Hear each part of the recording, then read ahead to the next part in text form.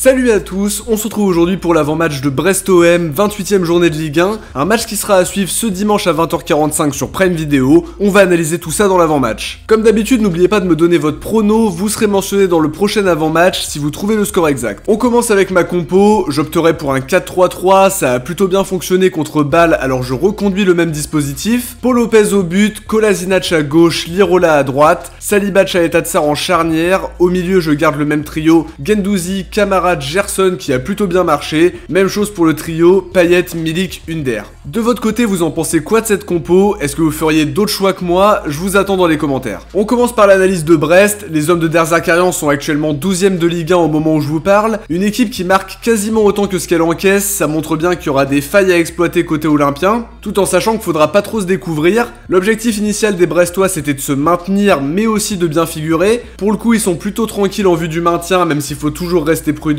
Je pense quand même qu'avec 13 points d'avance sur les relégables, ils sont loin d'être en danger. Sur leurs 5 derniers matchs, le bilan est quand même contrasté. Défaite à Rennes 2-0, large victoire 5-1 contre 3, nul à Reims 1 partout, défaite à domicile contre Lorient à 10 contre 11, et dernièrement une victoire à Bollaert contre Lens 1-0. On les a vus évoluer en 4-2-3-1 le plus fréquemment, en 3-4-1-2 contre Lens lors du dernier match, sans doute pour s'adapter à Franck Hez. C'est une équipe qui a des joueurs intéressants, la défense c'est pas la plus performante évidemment, mais ça reste largement correct. Au milieu de terrain j'aime beaucoup Agoumé qui est un joueur très prometteur, Belkebla aussi très intéressant qui apporte beaucoup dans l'entrejeu. Un cran plus haut, Honora peut faire des différences, Bizot lui fait souvent son taf dans les buts, Del Castillo est capable également de faire la différence, Belaïli c'est une recrue très intéressante même s'il crève pas l'écran pour le moment mais on en reparlera. Ils ont aussi recruté en prêt le jeune Satriano en provenance de l'Inter et qui a déjà marqué à 3 reprises. Le Douaron est lui un peu moins en vue en ce moment mais il a montré de très bonnes choses cette saison et Cardona lui reste un joueur sur lequel c'est difficile de défendre.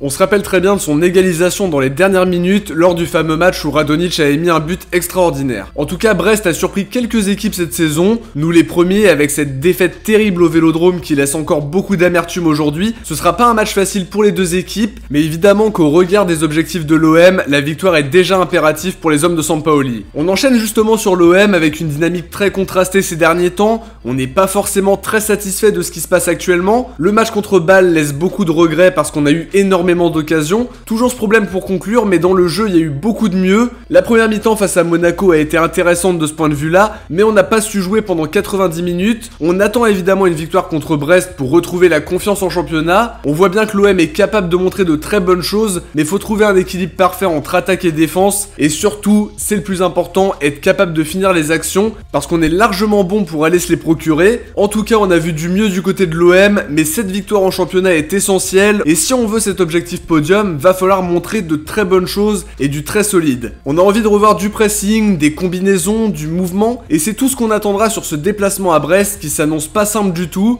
L'objectif sera aussi de prendre notre revanche sur le match aller qui avait totalement basculé alors que les Brestois étaient totalement absents des débats en première période, mais comme souvent avec l'OM, on est loin de faire 90 minutes de grande qualité avec nos problèmes de régularité. Brest n'est pas réputé pour avoir une défense de fer, mais offensivement ils sont largement capables de nous poser des problèmes. Faudra faire attention en termes d'équilibre, mais faudra pas tergiverser devant le but adverse et réussir à ne pas concéder trop d'occasions parce qu'ils sont pas mauvais du tout dans l'exercice. On enchaîne sur les joueurs à suivre et du côté du SB29 je vais dire Youssef Belaïli. On connaît ses qualités, capable de faire de très grosses différences, ce sera le joueur à suivre parce qu'il n'a pas encore montré tout ce dont il est capable. En plus de ça il revient de blessure, mais tout ce qu'on retient c'est que par un coup de génie il peut nous faire très mal. Du côté de l'OM je vais citer Milik, double buteur en Conference League ce jeudi et globalement dans une très bonne forme ces derniers temps. Il a encore montré qu'il était l'homme décisif pour l'OM. En championnat on aurait vraiment besoin de lui parce qu'on a toujours du mal à conclure nos actions et ça passera évidemment par une grosse prestation de notre attaquant. On passe au prono et je vais miser sur une victoire marseillaise 2-1. On sort d'une victoire un petit peu frustrante, mais on a proposé un jeu cohérent et plaisant pour maîtriser le match.